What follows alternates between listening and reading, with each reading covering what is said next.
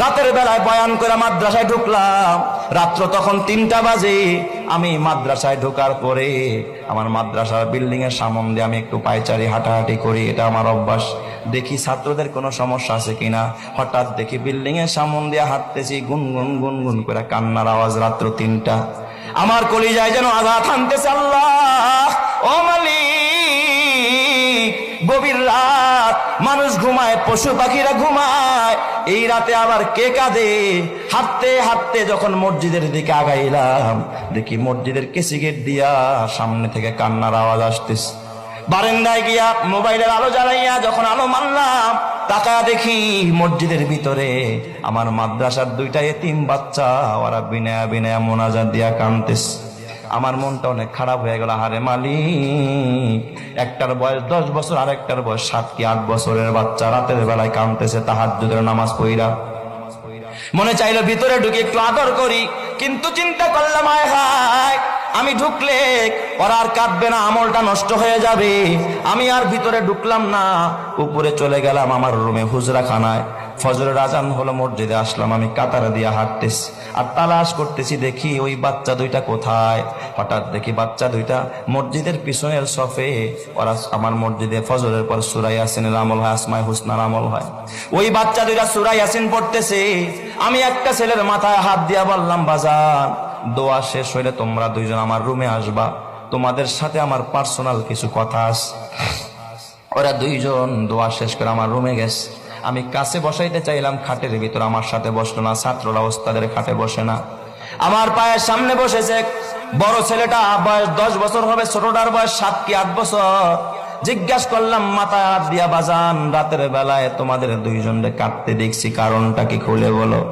বড় ছেলেটা জিজ্ঞাসা করার সঙ্গে সঙ্গে তাকায় দেখি হাউমাউ করে কাঁদতেছে, গাল বায়া বায়া পানির ফোঁটা পড়তেছে। আমার ডাক দিয়া কয়, হুজুর আপনি কি চিনেন না?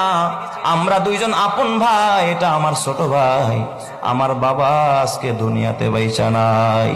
হুজুর আমরা 2জন এতিম, আমার মা, আমার ছোট্ট একটা বোন আছে, এই বোনটাকে নিয়ে একটা বস্তিতে ভাড়া থাকে।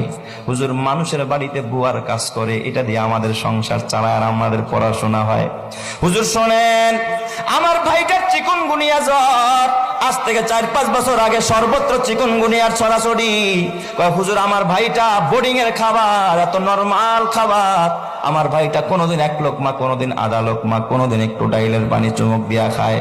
জ্বরের মানুষ 7 বছরের বাচ্চারে মা বাবারা নুডলস রান্না করে খাওয়ায়, হরলিক্স খাওয়ায়, গরম পানিতে গোসল করায়, মা নিজে খাওয়ায়া দেয়। ওই বাচ্চা মা বাবা সারা বাচ্চা।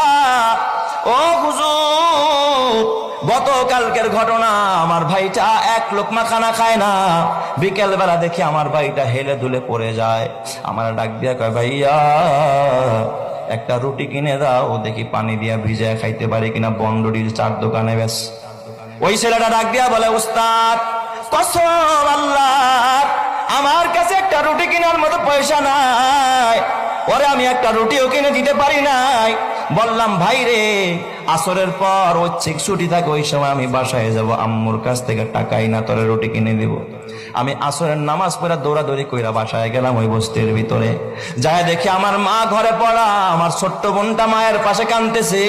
ডাক দিয়া বললাম, মা কিছু টাকা দিবানি, ওর তো অসুস্থ, ওর একটা রুটি কিনে দিতে হবে।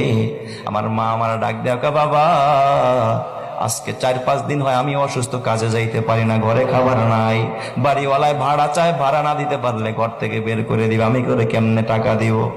হুজুর আমার মা আমার টাকা দিতে পারে নাই। আমি যখন খালি হাতে মাদ্রাসায়, আমার ভাইটা গোটা বিকাল কাঁদতে কাঁদতে বালিশ ভিজে ফেলছে। হুজুর আমাদের দেখার কেউ নাই, আমার বাবা যদি বেঁচে থাকতো, আমার বাবা আমাদের পাশে এসে দাঁড়াইতো, আমাদের খোঁজ খবর নিত। এই কথা শুইরা বাবা চোখের পানি রাখতে পারি না। আমার বাজান পকেটের মধ্যে অনেকগুলো টাকা ছিল, প্রায় 25,000 টাকার মতো। মাহফিল করে আসছি, রাতের বেলায় বের করে দিলাম, নে বাবা যা লাগে তুই সব নিয়ে যা। ওরা 2টা ভাই আমার পার মধ্যে জড়ায়, হুজুর টাকা লাগবে না, দোয়া করেন।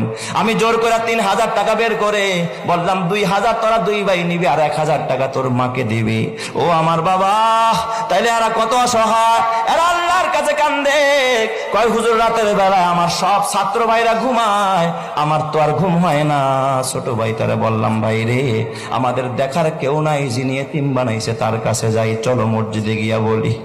তাই আল্লাহর কাছে একটু কান্দা কান্দা বললাম, ও আমার বাজার, ওদের প্রতি খেয়াল রাখ। আল্লাহর নবী কয়, আনা ওয়া কাফিলুল ইয়াতিমি কাহাতাইনি ফিল জান্নাহ। আল্লাহর নবী কয়, আমি মুহাম্মদ এতিম ছিলাম, যারা এতিমকে লালন পালন করবে, এতিমের জন্য ঘর বানাবি, খাবারের ব্যবস্থা করবি, আমি মুহাম্মদ ওয়াদা দিলাম 2 আঙ্গুল যেমন পাশাপাশি, যারা এতিমের লালন পালন করে আমি মুহাম্মদ তারে নিয়ে একই সাথে এইভাবে পাশাপাশি একই জান্নাতের ভিতরে থাকবো। সুবহানাল্লাহ। আল্লাহর নবী কয়, আনা ওয়া কাফিলুল ইয়াতিমি কাহাতাইনি ফিল জান্নাহ। ও আমার বাজার, ও অত্র এলাকার ও ধনী মানুষেরা, ও ভাড়াটিয়া ভাইয়েরা, ও ব্যবসায়ীরা, তোমার হাতে পায়ে ধরা বলি, যে সন্তানের জন্য এত স্বপ্ন, হতে পারে সন্তানের কারণে তোমাকে জাহান্নামে জ্বলতে হইতে পারে, আর এই যে মাদ্রাসার একজন এতিমকে খুশি করবা, এতিমের খাবারের ব্যবস্থা করবা, বিনিময়ে আমার রব্বুল আলামিন তোমাকে জান্নাত দান করবে। জোরে কোন সুবহানাল্লাহ।